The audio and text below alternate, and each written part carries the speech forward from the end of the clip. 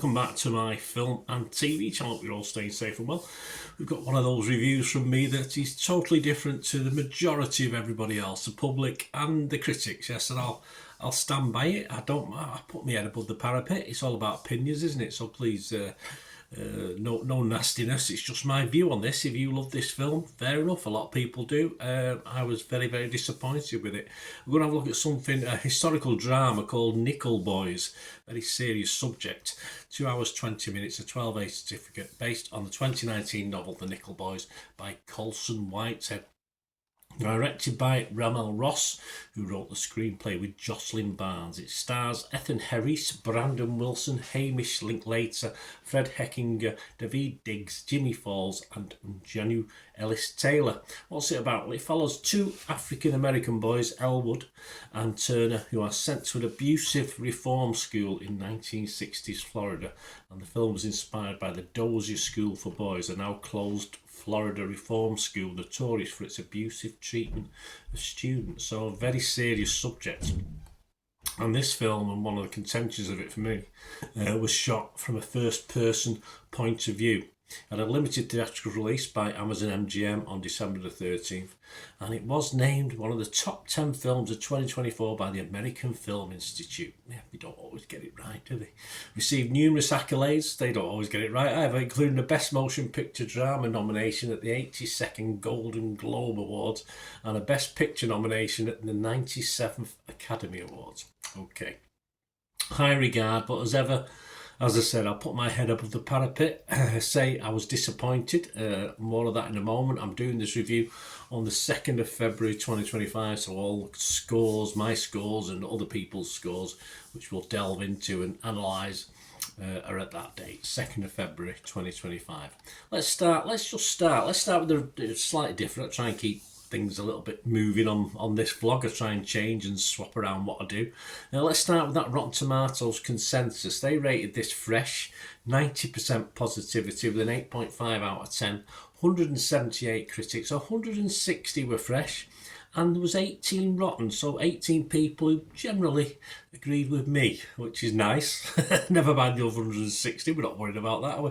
The consensus read, director Ramel Ross stylistically radical approach to adapting Colson Whitehead's searing novel will be jarring for some, but Nickel Boy's sense of immersion achieves the jaw-dropping effect of walking in another's shoes. Right, I didn't find it jarring. If anything, it all felt very tame to me, lethargic at times, in fact.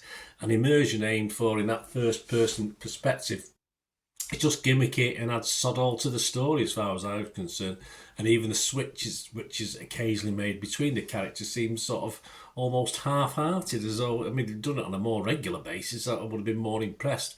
And I never, ever felt as though I was walking in these poor boys' shoes. I mean, why wasn't it? I would do it in widescreen at least. I mean, it's just done in a narrow thing as well, which I don't know.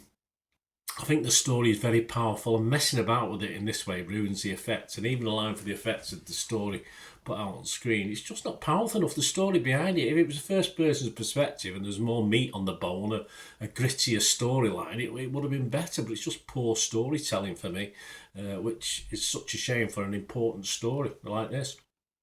Ramel Ross makes a mess of this with his, wow, look at how I shot this film attitude. Look how clever I am, he's probably thinking to himself. He isn't, and it isn't, unfortunately.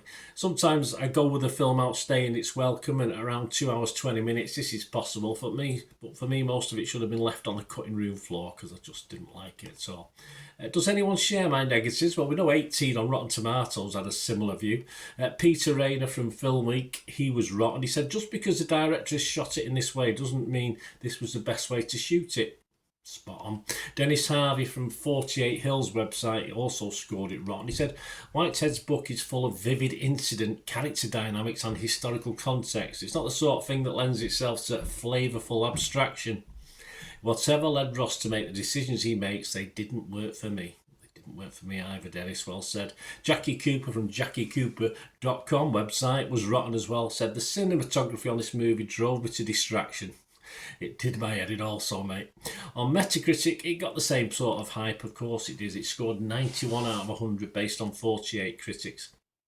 Nick Shager of the Daily Beast, though, was one of those that wasn't as convinced. He gave it 55 out of 100, which was low for Metacritic. A lot of hundreds on there. Its formal showmanship unconvincing and off-putting. The film is a case study in the hazards of prizing style over substance. Absolutely arty-farty crap. Giles Smith from Wall Street Journal scored it 30. He was the lowest overall of anybody. He said repetitive, yes. Meandering, yes. Dull, yes. Mr. Rossi's film keeps steering attention to its director at the expense of narrative by relying on two ticks that quickly wear out their welcome. Just incredibly dull, a disgrace for such a story, in my opinion. I have to agree. It's wholeheartedly with Carl Smith there. But yes, I will finish. I'll finish on the positives because there are a lot of positives and the accolades are numerous. Here's a couple. Robert Daniels from RogerEbbett.com gave it 100 out of 100. Nothing ever deserves that, and this certainly doesn't. A clear masterpiece held together by visual splendour and idiosyncratic performances. I thought even the performances, I think they were reined in as well. I don't think the actors had the chance to really get involved in this. Campbell from Empire Magazine, I love that name, he gave it 100 out of 100 as well. He said, Nickel Boys is a triumph. Its unique approach brings a new dimension to its source material while amplifying the emotional resonance between the present and horrifying past. Well, I would have liked to have seen that, but I didn't get that in this film. Just high praise, of course, from these two guys and many dozens others, but totally misguided for me. I just don't see it. Joe Public, again, generally like it. All right, perhaps not to the extreme with the critics, as you probably expect. The critics are always into arty-farty films like this. Rotten Tomatoes audience 4 out of 5, Metacritic users 6.3 out of 10, and Internet Movie Database a bit higher, 7.6 out of 10. That's based on over 3,700 scores of reviews. So there you go. I've said what I thought. I'm very disappointed. I think this is a story that should be told, but not in this way. I don't think it helped it in any way whatsoever. My scores, no surprise, rotten on Rotten Tomatoes, negative on Metacritic, and if something doesn't get a 5 out of 10, I don't score it. I don't insult it by giving it a score if it's less than 5 out of 10. I'll just insult it by saying there's no score on this one, and thoroughly disappointed. Let me know, guys, anyway. It'd be nice if you agree with me. If you don't, it doesn't matter. Hey, that's how it is. It's all opinions. You might think, like most of these people on here that have scored it, that it's the best thing since sliced bread. Sorry, I'd rather cut my own. But let me know, guys, your thoughts. Be great to hear them. Thanks for watching. Let me know in the comments or through my socials, or of course if you do like what I try and do. I'm not always against the run of, I'm not always King Canute trying to push the sea back. If you do like what I try and do on this vlog, please support me. It'd be great to have you on board, and to do that, just please stay watching and listening. Right, a quick shout out before we go for my sponsors at the moment. Piat6505, they've got a little eBay shop and they sell movie posters from the 1990s and 2000s. Some great films, some great actors. So please check the link in the comments section below and you'll go straight to the shop. I dispatch everything between 24 and 48 hours. So if you see anything there, you want to order it, you can also mention my name. I mean, they are sponsoring me, so I do my little deal as well, so you can get 10% off if you buy anything. Just mention me, so say Bernard sent you, and they'll give you a 10% reduction on your order price. My thanks to Piat6505. If you're interested in sponsoring the channel yourselves, guys, supporting the channel by sponsorship, just let me know. My socials are on screen there, so just contact me about that and we can have a chat.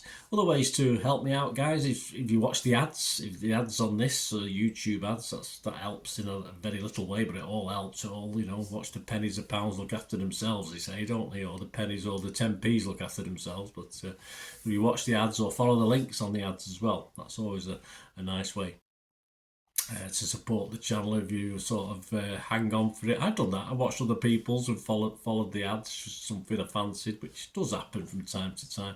Of course, you can support me by pushing that subscribe button as mentioned earlier, and that of course pressing the button so you know when these vlogs are coming out. And of course I'm always interested in your opinions, and of course you can give us a like.